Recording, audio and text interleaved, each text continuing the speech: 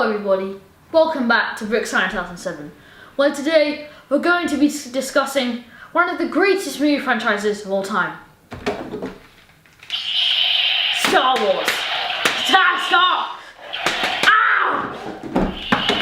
Alright, so we're going to be discussing some problems with this amazing franchise, especially, what's your favourite Star Wars movie? It's a toss-up. I like Empire, because everybody likes it. Everybody says that. Except me. But in terms of the one that I think is the most fun... No, okay, so we're doing... Like, your favourite. Hang on. We're doing Star Wars, the saga, not the spin-off ones like Rogue One and Solo. Yeah. Yeah, okay, so of the story ones, I've got Guilty Secret. I like Attack of the Clones.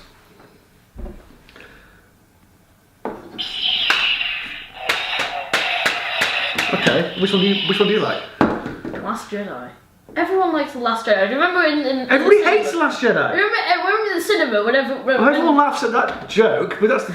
Right, okay, Last Jedi. Alright, so we're going to be discussing some of the scientific problems of Star Wars. Scientific and cultural. Yes. Number one, the idea of a contained laser, e.g. these, is absolute rubbish. How does it stop because at the end? This is obviously made of plastic. This is a toy.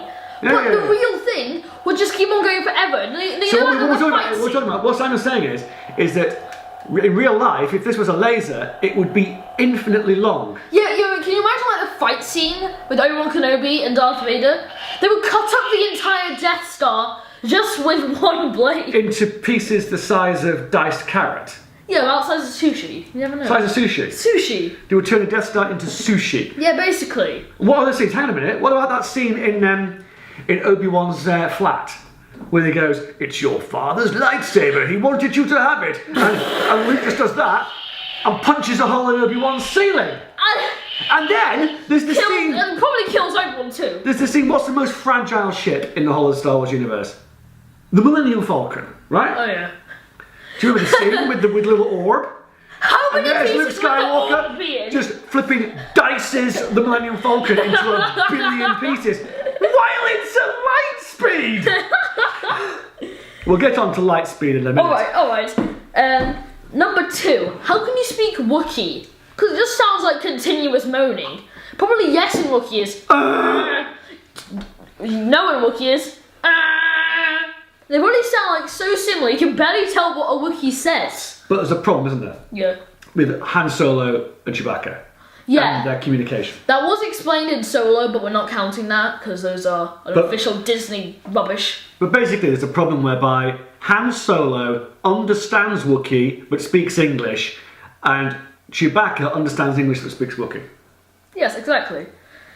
Alright, so number three is, what species are the human-like characters? I mean, they're obviously not human, because it's a long time ago in a galaxy far, far away. E.g., not the Milky Way, e.g., not the galaxy where the Earth exists. So what species are they? But also, the point is, it's a long time ago, right? And we know now, in 2019, that the human race is not a multi-planet species with light speed capability, right? Yes, exactly. So it means that these people cannot have come from planet Earth. Because the original film, where it said a long time ago in a galaxy far, far away, was set in 1977.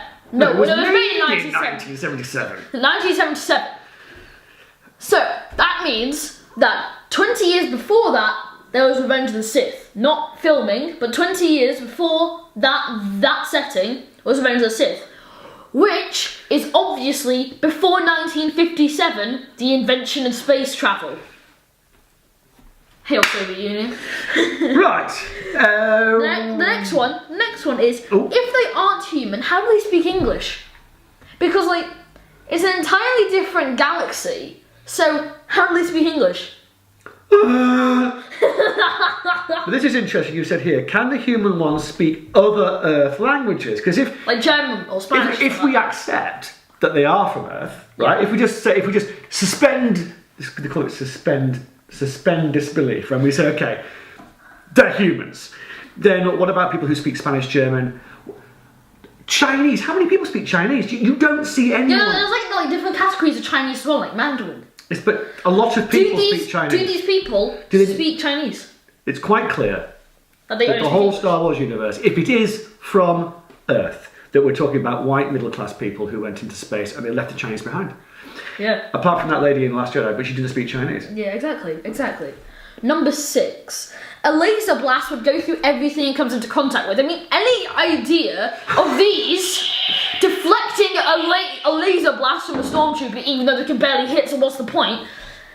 It would just go through, hit the person, go through the person, hit the thing behind the person, and just keep on going until the end of the time. Until the end of time. Good question. If a stormtrooper fired a laser on the surface of a planet, yes, would the laser blast go like off the planet and carry on forever into space, or would some gravitational effect mean that the laser blast went around the planet and shot the same stormtrooper in the back of the head 2 seconds later? Fair point. Alright, that isn't on the list. But question number 7 is, how is Jabba the Hutt powerful? He can barely hold like a Tommy gun, and he's supposed to be like this badass gangster dude. I mean, how powerful do you have to be? How much money do you have to have when you can actually be a completely immobile slug that can't wipe your own bum? Right? How does Jabba the Hutt wipe his bum? I mean, he does it when he uses his tongue. But you got to a point whereby just about anybody could kill him, and in the end, he was killed by a girl with a rope. No, a chain. Yeah, well... He was killed by his own slave. Yeah, killed by his own slave. Meanwhile, you've got a situation where there's a bunch of people sitting around his court, right, all heavily armed, and no one thinks you just shoot the silly sod. No, it was in Jabba's. It was in the floating barge thingy. But... You were still... Nobody thinks just to pop a cap in his... That language is supposed to be like a U. Jeez. So you can bleep me. Also, this is something else that involves this. I think a reason why people can't just push Jabba the Hutt over and call it a day, because he's so fat that people can't push him over. He's so fat people can't push him over, and that's why he's so powerful. Girl with a chain. Let's move on. That's sexist. Alright, light speed. Why doesn't everyone just turn into jam against the seat? They're going faster than the speed of light. So these are light speed capable, aren't they? Yeah, those are light speed capable. Yeah. So we've got a guy here. This is a ship. We'll accept that this can survive light speed, but what we've got in here is a little squishy human. Right. So if this thing accelerates or decelerates past the speed of light, this guy will just turn into jam. But then, if they don't turn into jam, listen to this one. Number 9, light speed. You should be able to travel through time at that speed. Or faster. I mean, like, if you're traveling faster than the speed of light, you should be able to travel through time. Like, let's just say there's oh no, something's going on Mustafar, and then they go so fast. Okay. That is not even happened. Let's put some science into this. Should we talk to our friend behind us here, Alexa? How far away is Alpha Centauri? Alpha Centauri is 4.37 light years away from Earth. So Alpha Centauri is 4.37 light years away from Earth, right? Alpha Centauri is the nearest star to our solar system. So if you were going at the speed of light, it would take you 4.3 years to get there, right? It's quite clear that these guys are going faster than are zipping around, so they must be going faster than the speed of light, which means they are time traveling. They are time traveling in terms of light emission. So it means that the example that I came up with earlier on, wasn't it, was if they say, well, let's go to Kashyyyk and save the Wookiees, right? If they've travelled that fast to Kashyyyk, they would get to Kashyyyk before the Wookiees had evolved. So what, they'd arrive there and there'd be a load of chimpanzees around. Alright, this is the final question. This one is extremely serious. It's about the prequel trilogy. Oh. Why did Jar Jar Binks have to exist? He was a pointless character. George Lucas, why did you add him into the film? Existing! He's a pointless character. How much of the film, though, how much of the plot of Star Wars was Episode 1? How much of that plot do you need Jar Jar Binks for? So if you just took that character out, would the plot fall apart? No. Well, how would the people and the people in Theed and Naboo join forces to fight the oh, hang on, it doesn't even matter because they didn't even need to win the battle because Obi-Wan shut down they shut down the control ships. Yeah, exactly. So no, you don't need Jar Jar Binks at all. I found this video on YouTube which explains what should have happened to Jar Jar Binks. Let's find it on here. Skip screen recording quickly. What have you been doing here? I've been doing stuff. Just say this up. What websites are these, Simon? YouTube. Let's just. Now you decided to save down a QuickTime movie. You know what? Let's just leave it there and let's find the video. History, Star Wars. You thought Hishi? Yeah, no, that's what it's supposed to be. History, Star Wars, 1.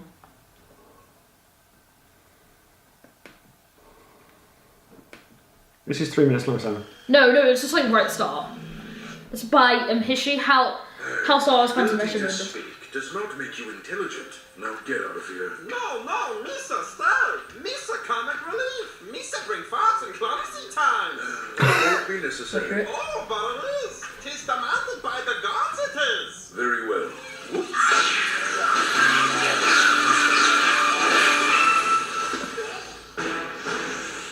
Master, what happened? I sensed a great disturbance in the Force, and suddenly, millions of voices cried out in relief. Yes, you did, my young apprentice. Yes, you did. That is what should have happened to Jar Jar Binks. Do you want to wrap it up? Yeah. Thank you guys for watching, and I'll see you in the next video. Goodbye!